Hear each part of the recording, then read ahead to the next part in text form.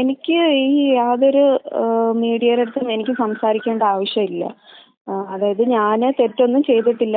കേസിന്റെ രീതിക്ക് പോട്ടെ, റിപ്പോർട്ട് വരട്ടെ. എനിക്ക് ഒരു മീഡിയയ്ക്കും എനിക്ക് സംസാരിക്കേണ്ട ആവശ്യമില്ല. ഓക്കെ. നിങ്ങളുടെ പേരിലാണ് ആക്ഷേപങ്ങൾ മുഴുവൻ വന്നിട്ടുള്ളത്. അതെ, എന്റെ പേരിൽ തന്നെയാണ് വന്നിട്ടുള്ളത്. അത് ഉള്ളതാണോ സത്യമാണോ എന്നുള്ളത് കേസ് തെളിയിച്ചോളുമല്ലോ. അപ്പൊ പിന്നെ റിപ്പോർട്ട് വരട്ടെ. റിപ്പോർട്ട് വന്നിട്ട് ചെയ്യാം.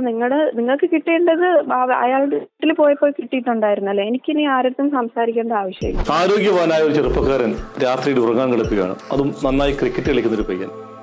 രാവിലെ കണ്ടത് ചേതനയേറ്റ അവന്റെ ശരീരം. ഷംനാദിന്റെ മരണത്തിൽ ആർക്കും സംശയമില്ല. അച്ഛനും അമ്മയും ആരും ആ സമയത്ത് സംശയവും പറയുന്നില്ല.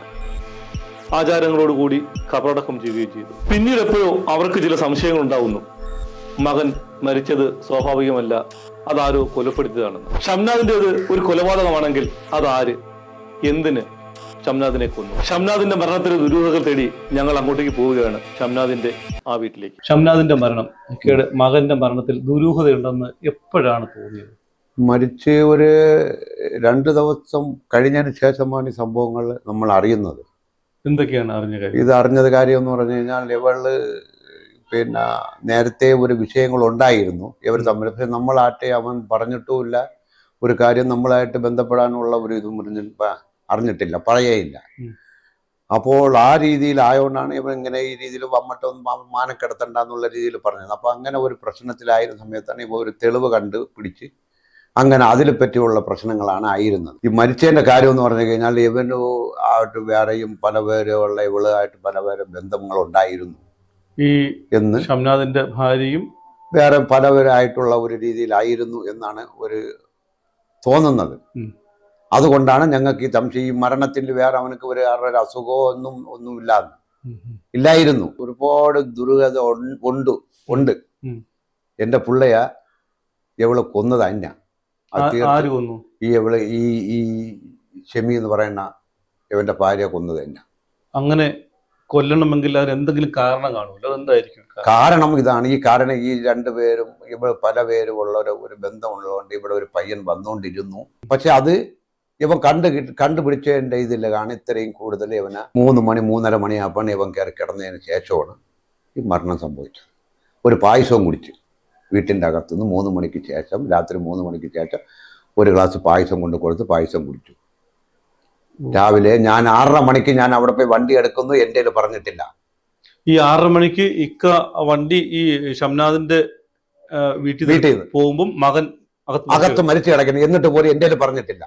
ഈ ഷംനാദിന്റെ ഭാര്യ പറഞ്ഞില്ല. ഈ പറയാതെ എന്ന് പറഞ്ഞാൽ അത് ഞാൻ ഏകദേശം ഒരു 7-7:15 മണി ആയിപ്പാണ് റോഡിലുള്ള ആൾക്കാരാണ്, പയ്യന്മാരാണ് എൻ്റെ വിളിച്ചിരുന്നത് പോലെ നിന്റെ മോൻ മരിച്ചുപോയി. അപ്പോൾ ആരെന്ന് വെച്ചപ്പോൾ ഷംനാദ് എന്ന് പറഞ്ഞു. അപ്പം ഞാൻ എന്ത് ചെയ്യണം, യാത് ചെയ്യണം ഒന്നും ഉള്ള ഒരു ഇതില്ല. ഞാൻ വണ്ടി ആട്ടോ ഓടിക്കൊണ്ടിരിക്കണം. അപ്പം ഇങ്ങനെ ഈ രീതിയിൽ എന്ത് ചെയ്യട്ടെ എന്നുള്ള രീതിയിലായിരുന്നു. അതുകൊണ്ട് അങ്ങനെയാണ് ഇതാണ് സംഭവങ്ങൾ. യഥാർത്ഥ ഇത് ഞങ്ങൾക്ക് അറിയണം. മരണത്തിന്റെ കാരണം അറിയണം. അതാണ് നമുക്കുള്ള ഒരു. അതുകൊണ്ടാണ് നമ്മൾ ഈ രീതിയിൽ ചെയ്തത്. പോസ്റ്റ്മോർട്ടം കഴിച്ചതും അതിന് വേണ്ടി തന്നെ. എൻ്റെ ലാസ്റ്റ് മുന്നേ ഇവള് വിളിച്ച് ചോദിക്കുകയാണ്, എന്തിന് വെറുതെ ആവശ്യമില്ലാതെ കേസ് കൊടുത്തേന്ന്. അത് ശരി. ഈ മരിച്ച സമയത്തൊക്കെ ഈ ഷംനാദിന്റെ ഭാര്യയുടെ ആ ഒരു ബോഡി ലാംഗ്വേജ് എങ്ങനെയാണ്? ഒരു ഇതുമില്ല, ഒരു സങ്കടമോ ഒരു വിഷമോ ഒരു ഒറ്റ വകയില്ല. ഒരു സങ്കടം വന്നാൽ ഇത് ഒരു മരിച്ചു കിടക്കുന്ന യാത് ഭർത്താവ് മരിച്ചു കഴിഞ്ഞാൽ ഭാര്യ എന്തിനാന്നാലും സങ്കടപ്പെട്ട് എഴുതിക്കാൻ വയ്യാതെ. പക്ഷെ പിന്നെ കൊണ്ടുപോകുന്നവരാ ഇവൾ ഒരു മാതിരി നിന്നിട്ട് കൊണ്ടുപോയതിനു ശേഷം ഇവള് നോർമലായി. ഈ ഒറ്റ വാക്ക് മാത്രമേ ചോദിച്ചിട്ടുള്ളൂ. ഏത് വാക്ക്?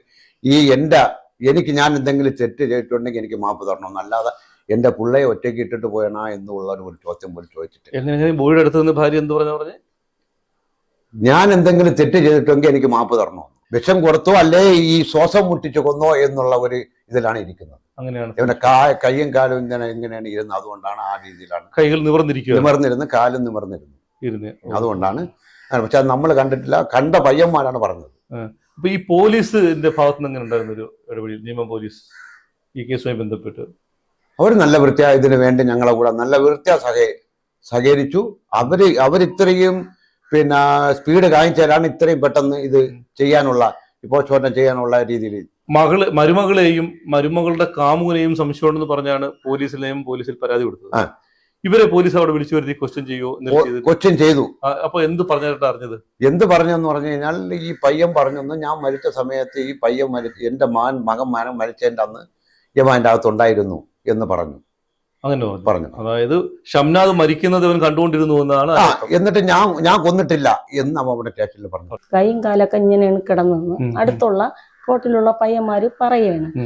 അപ്പൊ അത് എനിക്ക് ഇതിനെ പറ്റി ഒന്നും എനിക്കും അറിഞ്ഞൂടായിരുന്നു. അപ്പൊ ഈ അടുത്തുള്ള പയ്യൻ പറഞ്ഞു ആശുപത്രി കൊണ്ടുപോകണമെന്ന് പറഞ്ഞു. അപ്പൊ ഞാൻ പറഞ്ഞു ഈ ചെറുപ്പക്കാരെ ഒരു പയ്യനെ കീറി പൊളക്കണം എന്തിനെന്ന് പറഞ്ഞുകൊണ്ടുള്ള അടിസ്ഥാനത്തില് ഞാൻ പറഞ്ഞ് കൊണ്ടുപോകണ്ട, ഡോക്ടർ മരിച്ചെന്നല്ലേ പറയണത്, അത് ഉദ്ദേശിച്ച് ഞാൻ കൊണ്ടുപോകണ്ടെന്ന്. ഇതാണ് നമുക്ക് തെറ്റ് പറ്റിയത്.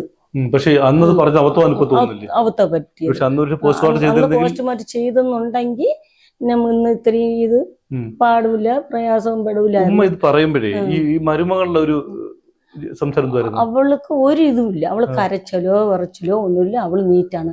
അവൻ മയത്തിനെ കൊണ്ടുപോകുന്നവരേക്ക് അവൾക്ക് ഒരു പോസ്റ്റ്മോർട്ടം ചെയ്യുകയോ കൊണ്ടുപോകുന്നുള്ള വെപ്രാളത്തിൽ കരച്ചിലുണ്ട്. പോയ ശേഷം അവൾക്ക് കരച്ചിലും ഇല്ല, ഒന്നുമില്ല. കട്ടിൽ മാറ്റിയായി എടുത്തായി അവള് നല്ല കൂളായി. അവള് ആഹാരം കഴിക്കുന്നുണ്ട്, എല്ലാം ചെയ്യുന്നുണ്ട്. ആ പിള്ളേരും കണ്ട് അവന്റെ കൂടെ തന്നെ സഞ്ചരിക്കുന്നതും എടുക്കുന്നതും പോണതായിട്ട് കണ്ടിട്ടുണ്ട്. പക്ഷെ നമുക്ക് ബൈക്കിരുന്നത് മരുമകളും മകനും തമ്മിൽ സ്നേഹിച്ചാണ് കൊണ്ടുവന്നത്. 14 വർഷമായി. കുട്ടിക്ക് 13 വയസ്സായി. അങ്ങനെ സ്നേഹിച്ച് കൊണ്ടുവന്ന് അവളെ വാപ്പ മരിച്ച് 39-ന്റെ അന്ന് അവൾ ഇറങ്ങി വന്ന് നമ്മള് വിവാഹം കഴിച്ച് എല്ലാവരും അറിഞ്ഞ്, അവളെ ആൾക്കാരും എല്ലാ ആൾക്കാരും അറിഞ്ഞ് വിവാഹം കഴിച്ച് കൊടുത്തു. ജോലിക്ക് പോയി എന്ന് തൊട്ട് തുടങ്ങി 2 വർഷമൊക്കെ തുടങ്ങിയ ശേഷമാണ് ഇവക്ക് ഇങ്ങനത്തോടുള്ള ബന്ധം. അങ്ങനെ ഇവിടെ അവൻ മരിക്കണതിന്റെ അന്ന് അവിടെ ഉണ്ടായിരുന്നു. ഷംനാദിന്റെ ജീവിതത്തിലുണ്ടായ മുഴുവൻ ദുരന്തങ്ങളും അവന്റെ സുഹൃത്തുക്കളോട് പങ്കുവച്ചത് ഭാര്യ ബാത്റൂമിലിരുന്ന് ഒളിച്ചു കേൾക്കുകയായിരുന്നു. ഇതാണ് ഷംനാദിന്റെ ബന്ധുക്കൾ പറയുന്ന ആരോപണം.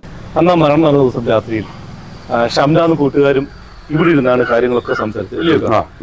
അപ്പൊ ഈ സമയത്ത് എന്താ ഈ മരുമകളെ കുറിച്ച് തന്നെ ഇവർ കംപ്ലീറ്റ് പയ്യന്മാറ്റ പറഞ്ഞത്. അവളെ തെറ്റ് കാര്യങ്ങൾ കംപ്ലീറ്റും പറഞ്ഞത്. പക്ഷെ നമ്മളുടെ ഈ തൗപ്പൻ്റെ ആയിരുന്നാലും ഉമ്മായിട്ടായിരുന്നാലും വാപ്പായിട്ടായിരുന്നാലും സഹോദരങ്ങളുടെ ഒന്നും പറയൂല. പറയാതെ യൗമാറ്റ പറഞ്ഞിരുന്നു. അപ്പോഴാണ് ഇവള് കംപ്ലീറ്റ് ഈ കാര്യങ്ങൾ പറയണത്തിരി ഇവള് ഇവിടെ ഇതിൻ്റെ അകത്ത് കേട്ടോണ്ടിരുന്നത്. ബാത്റൂമിൻ്റെ അകത്ത് കേട്ടോണ്ടിരുന്നു. അതറിയില്ല ഉണ്ടോ ഇല്ല എന്ന കാര്യങ്ങൾ അറിയില്ല. പക്ഷെ ഇതിന്റെ അകത്ത് അവ ഉണ്ട്. പിന്നെ അതിന് ശേഷമാണ് വിളിച്ചതോ എന്ന് അറിയില്ല. അപ്പൊ അന്ന് ഇവനെ വിട്ട് കഴിഞ്ഞാൽ പിന്നെ നാളെ പ്രശ്നം നടക്കി ഇവന്റെ കൂട്ടുകാരന്മാരെത്തിരി ഇവിടെ വരും. അങ്ങനെ പ്രശ്നമാവും. അതുകൊണ്ട് അവനെ എങ്ങനെയെങ്കിലും വകവരുത്തണം എന്നുള്ള രീതിയിൽ തന്നെ ഇവള് ബുദ്ധി കൂറി അവനെയും കൂടെ വരുത്തി തന്നെ ചെയ്തത്. അപ്പൊ ശരിക്കും ഈ സംഭവങ്ങളൊക്കെ പറയുമ്പോ ഈ ഇതിനപ്പുറത്ത് കാണാൻ പറയാത്ത അവൾ മറിഞ്ഞിരുന്ന എല്ലാം കേൾക്കുക, കൂട്ടുകാരന്മാരുടെ കംപ്ലീറ്റ് പറയുകയാണ്. അപ്പൊ ഇവർ പക്ഷേ കൂട്ടുകാർ ഈ സംഭവങ്ങളൊക്കെ ഇവരുടെ രാവിലെ ബന്ധത്തിന്റെ കഥകളൊക്കെ പുറത്ത് പറയുമെന്ന് രാവിലെ പറയാമെന്നാണ് വിചാരിച്ചുകൊണ്ടിരുന്നത്. അപ്പോൾ അങ്ങനെ ആയപ്പോഴാണ് ഈ രാത്രി ഈ സംഭവിച്ചത്. ശരിക്കും അന്ന് ഈ രാവിലെ പുലർച്ചെ ഓട്ടോ എടുക്കാൻ അവിടെ വരുമ്പോ മകൻ മരിച്ച കിടക്കുന്നു. പക്ഷെ നമ്മൾ അവളോട് പറഞ്ഞില്ല. എന്റെ പറഞ്ഞ വണ്ടി ഇവിടെ നിർത്തോണ്ട് പോയി. സാധാരണ ഞാൻ അവിടെ കഥവ് തുറക്കാൻ പിടിക്കൊന്നുമില്ല. ഞാൻ വണ്ടി എടുത്തോണ്ട് അങ്ങ് പോകും, ഗേറ്റ് അടച്ചിട്ട് ഞാൻ അങ്ങ് പോകും. ഇത്രയാണ്. അല്ലാതെ വേറെ ഒന്നും ഇതിന്റെ കാര്യത്തിന്റെ എനിക്ക് ഇത്രയാണെന്നാലും ഇതിന്റെ ഈ കൊലപാതകൾ ആരാണ് ഏവരാണെന്നുള്ള കാര്യത്തിൽ എനിക്ക് മകന്റെ കൊലപാതകമാണെങ്കിൽ ഇതിന്റെ നിയമത്തിൽ കൊണ്ടുവരണം. എന്റെ മരുമകളായിരുന്നാലും പിന്നെ മറ്റുള്ളതാരായിരുന്നാലും കാമുകന്മാരായിരുന്നാലും എനിക്കിത് അറിയണം. നമ്മൾ ഈ കേട്ടത് മുഴുവൻ ഷംനാദിന്റെ വീട്ടുകാരുടെയും സുഹൃത്തുക്കളുടെയും വാക്കുകളാണ്, അവരുടെ ആരോപണങ്ങളാണ്. ഇനി ഷംനാദിന്റെ കുടുംബം ആരോപിക്കുന്ന ഷംനാദിന്റെ ഭാര്യയുടെ പ്രതികരണം ഞങ്ങൾ തേടാൻ ശ്രമിച്ചു. അപ്പോൾ ഞങ്ങൾക്ക് കിട്ടിയത് ഇതാണ്. എനിക്ക് ഈ യാതൊരു മീഡിയയുടെ അടുത്തും എനിക്ക് സംസാരിക്കേണ്ട ആവശ്യമില്ല. അതായത് ഞാൻ തെറ്റൊന്നും ചെയ്തിട്ടില്ല. കേസിന്റെ രീതിക്ക് പോട്ടെ, റിപ്പോർട്ട് വരട്ടെ. എനിക്ക് ഒരു മീഡിയക്കും എനിക്ക് സംസാരിക്കേണ്ട ആവശ്യമില്ല. നിങ്ങളുടെ പേരിലാണ് ആക്ഷേപങ്ങൾ മുഴുവൻ വന്നിട്ടുള്ളത്. അതെ, എന്റെ പേരിൽ തന്നെയാണ് വന്നിട്ടുള്ളത്. അത് ഉള്ളതാണോ സത്യമാണോ എന്നുള്ളത് കേസ് തെളിയിച്ചോളൂല്ലോ. അപ്പൊ പിന്നെ റിപ്പോർട്ട് വരട്ടെ, റിപ്പോർട്ട് വന്നിട്ട് ചെയ്യാം. നിങ്ങൾക്ക് കിട്ടേണ്ടത് അയാളുടെ വീട്ടിൽ പോയപ്പോൾ കിട്ടിയിട്ടുണ്ടായിരുന്നല്ലോ. എനിക്കിനി ആരടുത്തും സംസാരിക്കേണ്ട ആവശ്യമില്ല.